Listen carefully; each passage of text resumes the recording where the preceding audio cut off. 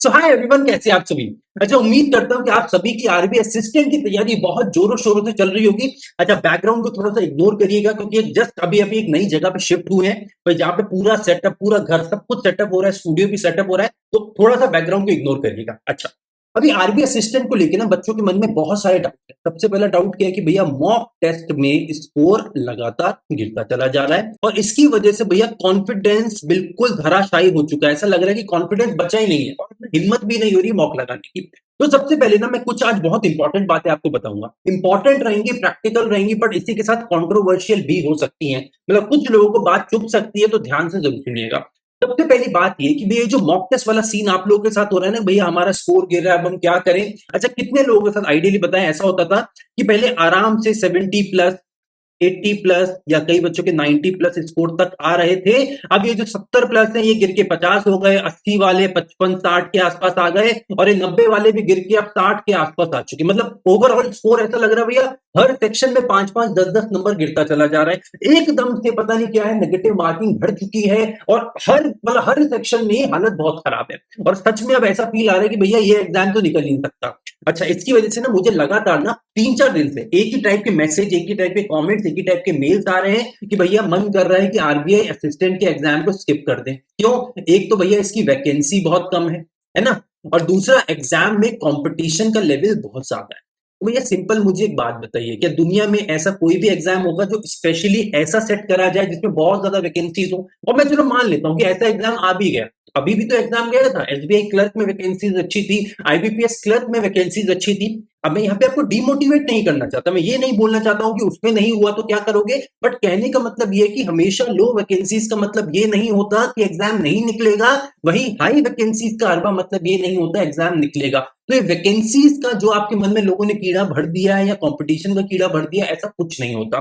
बच्चे भैया वो वैकेंसीज में निकाल लेते हैं। आप लगा लो ना, इंश्योरेंस एग्जाम्स में कितनी वैकेंसीज आती है भैया, किसी एग्जाम में 250 आती है, किसी में 300 आती है, पर इसमें भी तो बच्चे सिलेक्ट होते हैं। इसमें कोई एलियन तो नहीं आता ना। और अगर 250-300 वैकेंसीज वाले पोस्ट में बच्चे सिलेक्ट हो सकते हैं, तो बेटा यहाँ पे तो 600 के आसपास वैकेंसीज हैं। मतलब चांसेस डबल से भी ज्यादा चांसेस है आप लोगों के पास। तो यहाँ पे बहुत ईमानदारी के साथ और पॉजिटिव थॉट के साथ जाइए। एक तो बिल्कुल ये दिमाग से निकाल दीजिए कि मेरे चांसेस कम, चाहे आप एक बिगिनर ही क्यों ना है भैया, आपके चांसेस भी हैं और एडवांस लेवल बच्चे के चांसेस भी हैं, ठीक है।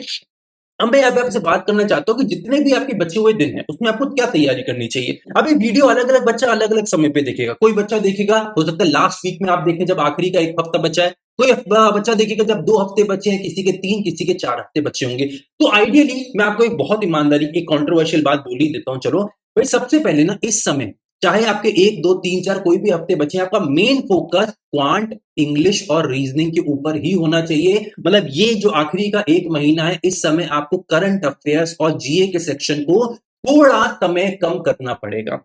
चाहे धीरे धीरे, अभी मान के चलिए आप 2 घंटा दे रहे हैं तो कोशिश करिए धीरे धीरे करके 1 घंटा देना चालू करिए, फिर इसको कम करके 30 मिनट्स कर दीजिए और आखिरी के 15-20 दिन में कोशिश करिए कि इसको थोड़ा सा समय स्किप कर दीजिए, इसको मत दीजिए। अभी बहुत लोगों को लगेगा भैया करंट अफेयर्स छोड़ देंगे तो क्या होगा, कैसे होगा, हमारा तो एजुकेटर बोलता है डेली 2 घंटा करंट अफेयर्स पढ़ो। ठीक है, पर बेटा सिंपल सी बात है, करंट अफेयर्स का रोल आता है आपका मेंस एग्जाम में, और अगर भैया प्रीलिम्स ही क्वालिफाई नहीं करोगे तो करोगे क्या करंट अफेयर्स पढ़ पढ़ के। तो ईमानदारी से थॉट, मतलब उससे दिमाग से जाओ, थॉटफुली पढ़ पढ़ के जाओ, किसी की बातों में घुस के मत जाओ, ठीक है। तो सबसे पहली बात, ईमानदारी वाली बात, करंट अफेयर्स जीए के सेक्शन को धीरे धीरे करके समय कम करना है और आखिरी 10 से 15 दिन में बिल्कुल बंद कर देना है, ठीक है।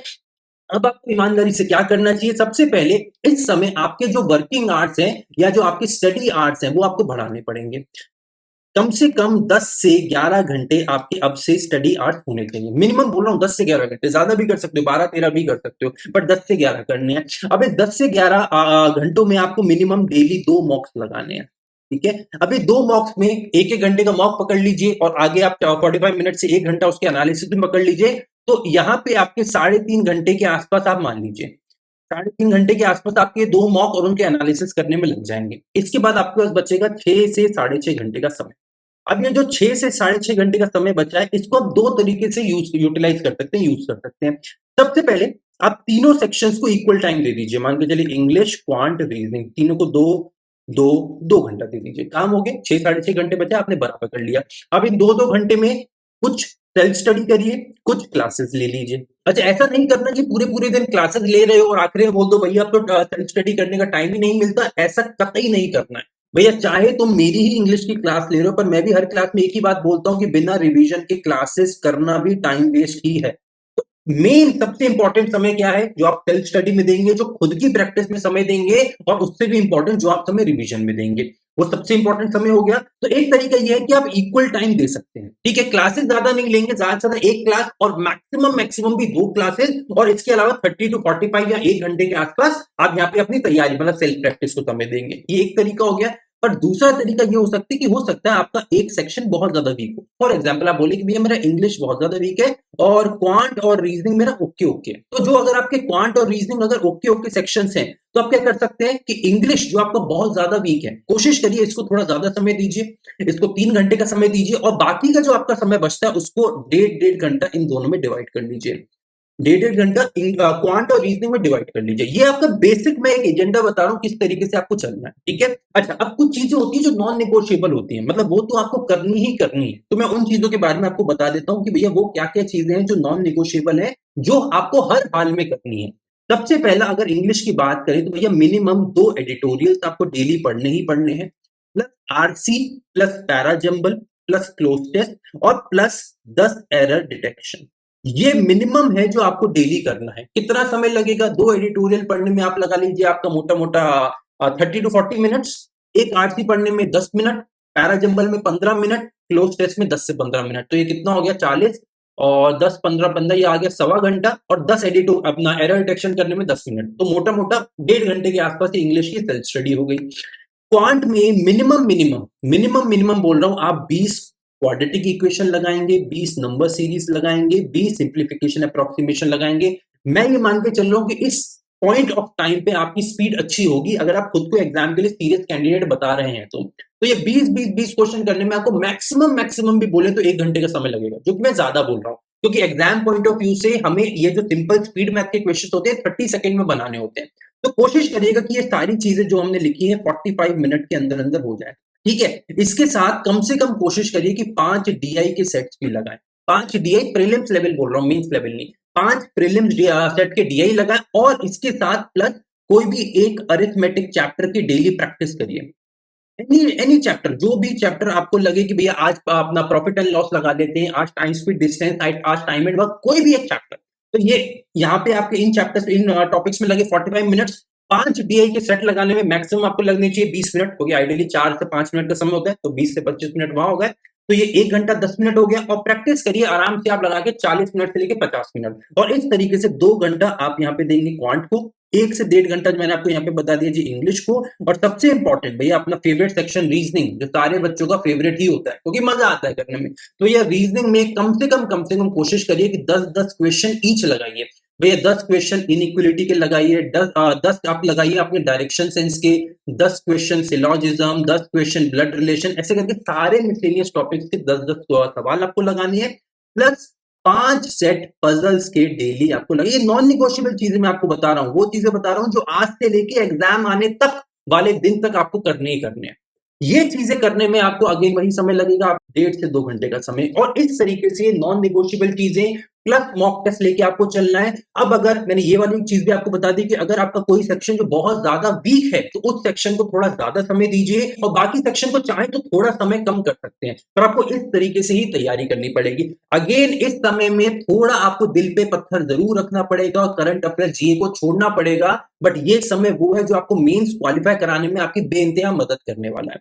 तो उम्मीद करता हूँ ये सारी चीजें आपको क्लियरली समझ आई होंगी, और सबसे इंपॉर्टेंट बात यह है कि भैया इस समय आपको अपने प्रोक्रास्टिनेशन को भी कम करना है, और अपने स्टडी आवर्स को बढ़ाना है। 10 से 11 घंटे आपको डेली पढ़ाई करनी है। और ये जो मैं पढ़ाई बोल रहा हूँ, ये मैं विदाउट मोबाइल फोन बोल रहा हूँ भैया, यहाँ पे आप मोबाइल का इस्तेमाल नहीं करेंगे। पर हाँ, एक टेक्निक आपको जरूर बताना चाहता हूँ, उस टेक्निक को जरूर यूज करिएगा, और उस टेक्निक का नाम है पोमोडोरो टेक्निक। ये मैं अपनी बहुत सारी पुरानी वीडियोस में भी बता चुका हूं, मैं फिर बता रहा हूं। The techniques name is Pomodoro, POMODOR, Pomodoro technique. ये टेक्निक सारे बच्चे एक बार सर्च करेंगे, और आज से लग के आप इसको यूटिलाइज करना चालू करिए। ये एक ऐसी टेक्निक है, हमें लगता है ना बार बार कि भैया 1 घंटा पढ़ लिया थक गए, या 2 घंटे पढ़ लिया थक गए। ये वो टेक्निक है कि चाहे आप 10 घंटे भी पढ़ेंगे ना, तो इसमें क्या होता है, पढ़ाई के बाद एक छोटा ब्रेक होता है, जैसे आधा घंटा पढ़ेंगे तो आधे घंटे के बाद 5 मिनट ब्रेक लेंगे, फिर 2 घंटे के बाद 10-15 मिनट का ब्रेक लेंगे। तो ये वाली जो पढ़ाई है इसमें हर थोड़ी देर के बाद आपको ब्रेक्स लेते रहना है। तो इसमें हमारा जो ब्रेक डाउन होता है ना, जो हम वियर डाउन हो जाते हैं, थक जाते हैं, टायर्ड फील करते हैं, लेथार्जिक फील करते हैं, वो आपकी थकने वाली लेसिट्यूडनेस थोड़ी कम हो जाती है।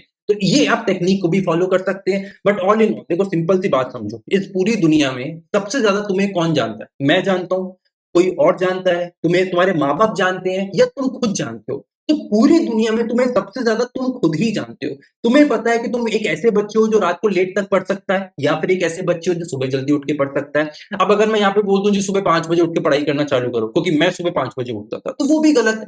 तो तुम्हें अपने हिसाब को खुद को समझना है, खुद के हिसाब से एक टाइम टेबल बनाना है। हाँ, मैंने बेसिक चीजें आप लोगों को बता दी कि 10 से घंटा पढ़ाई का होना चाहिए। पोमोडोरो टेक्निक को अप्लाई करिए, मोबाइल फोन छोड़ के पढ़ाई करिए, कम से कम 2 मॉक टेस्ट डेली लगाइए, उनका एनालिसिस करिए।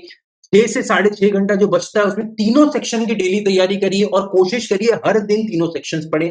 ठीक है, जो सबसे वीक सेक्शन है उसको सबसे ज्यादा समय दीजिए। ठीक है, और ओवरऑल ये एक ऐसा पेपर है जिसमें कट ऑफ ज्यादा जाता है। देखिए, पेपर का स्तर ज्यादा नहीं है, इस वजह से कट ऑफ बहुत ज्यादा जाता है। तो आपको एक ही लक्ष्य भी बनाना है कि any how you have to work on your speed. आपकी स्पीड आपको टॉप नॉच करनी पड़ेगी, उस स्तर पे आपको अपनी स्पीड को लेकर जाना है कि फिर चाहे कुछ भी हो जाए भैया, एग्जाम चाहे कितना ही हलवा या कितना ही मुश्किल आ जाए, आपको 90 प्लस स्कोर करना है। तो टारगेट, वो लक्ष्य लेके दिमाग में चलो। ठीक है, और मैं स्पेशली उन बच्चों के साथ बोलना चाहता हूं जो ये सोच के चल रहे हैं कि भैया अभी हमारी तैयारी नहीं है, तो हम तो ये ट्रायल बॉल की तरह ले रहे हैं कि बस ये तो एग्जाम एक्सपीरियंस करने के लिए दे रहे हैं। तो ये गलती कतई मत करिएगा। इस एग्जाम को इस तरीके से दीजिए कि हर तुम वो बच्चा जो इस बार तैयारी कर रहे हैं, ये वीडियो देख रहा है, तुम्हें एग्जाम निकालना है, इसको क्वालिफाई करना है, और इसी एग्जाम को अपना लास्ट एग्जाम बनाना है। क्योंकि जब तक तुम इस थॉट के साथ नहीं जाओगे कि ये एग्जाम मेरा लास्ट एग्जाम होगा, कोई भी एग्जाम कभी भी तुम क्वालिफाई नहीं कर पाओगे, आखिरी में जाके एग्जाम रुकेगा। ठीक है, तो उम्मीद करता हूँ आपके सारे डाउट्स के जवाब आपको इस वीडियो में मिल गए होंगे। स्टिल अगर आपके अंदर कोई भी डाउट रहता है तो आप लोग नीचे कमेंट करके पूछ सकते हैं। मेरी पूरी कोशिश रहेगी कि अपने हर छोटे भाई बहन का डाउट अगले 24 घंटे के अंदर क्लियर आउट करा जा सके। ठीक है, इसी के साथ अगर आप लोग कंप्लीट इंग्लिश मुझसे पढ़ना चाहते हैं तो नीट फाउंडेशन बैच में कंप्लीट इंग्लिश के ऊपर मैं बाल की खाल निकालना, इतने डिटेल में हर एक टॉपिक पढ़ रहा हूँ।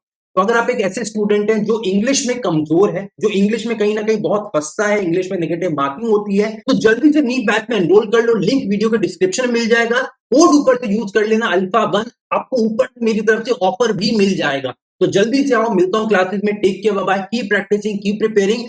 2026 को अपने सिलेक्शन का ईयर बनाइए, क्योंकि इस साल हमें सिलेक्शन लेके ऑफिसर बन के निकलना है। बाय बाय, मिलता हूं क्लास।